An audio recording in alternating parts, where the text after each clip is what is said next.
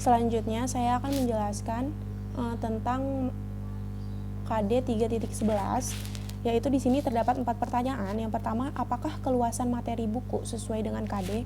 Menurut kami, keluasan antara KD yang telah kami analisis dan buku itu belum sesuai, karena pada KD 3.11 yaitu menganalisis data perubahan lingkungan penyebab dan dampaknya bagi kehidupan.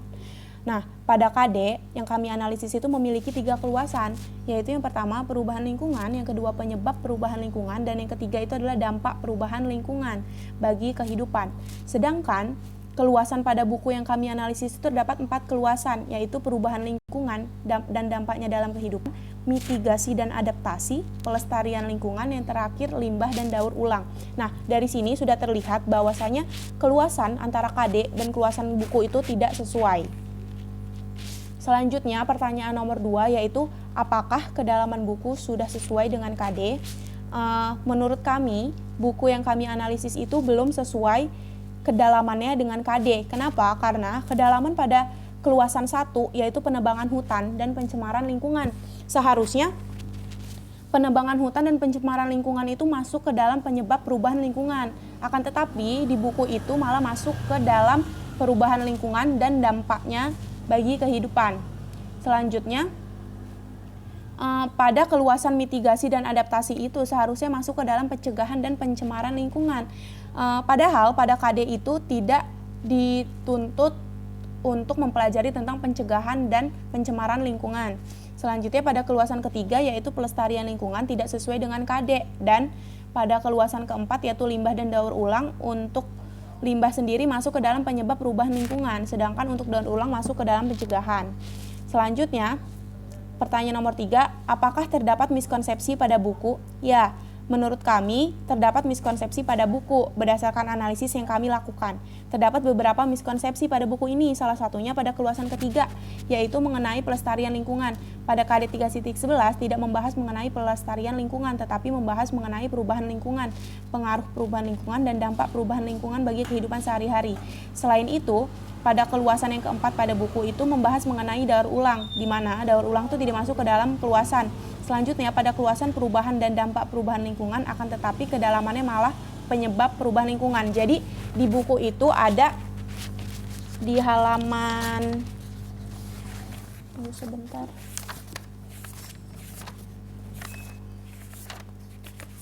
di halaman 290 itu terdapat keluasan yaitu perubahan lingkungan dan dampaknya bagi kehidupan. Akan tetapi kedalamannya itu adalah penebangan hutan, pencemaran lingkungan, dan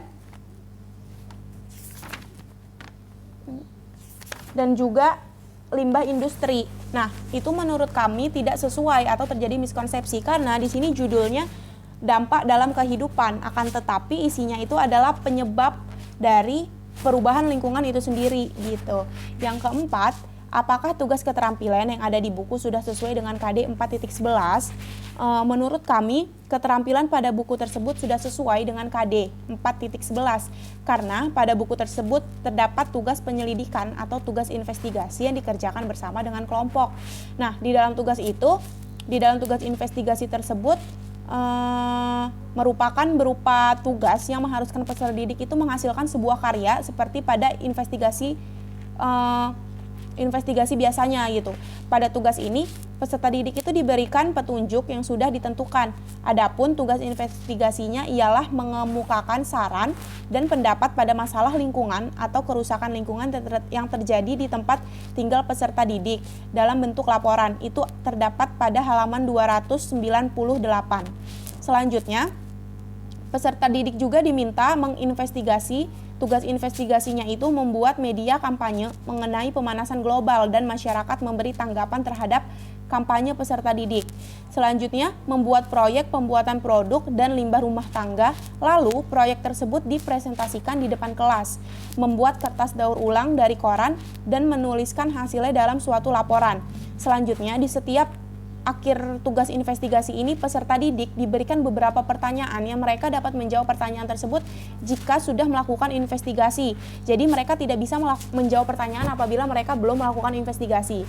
Selanjutnya, di akhir investigasi itu juga selalu ditutup dengan presentasi hasil investigasi di depan kelas Dan di setiap tugas investigasi itu terdapat sifat ilmiah yang bisa dikembangkan oleh peserta didik.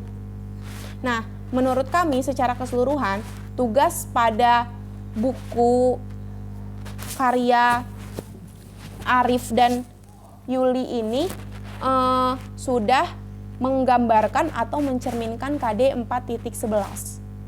Sekian presentasi dari kelompok 3B. Lebih dan kurangnya kami mohon maaf. Kami akhiri. Wassalamualaikum warahmatullahi wabarakatuh.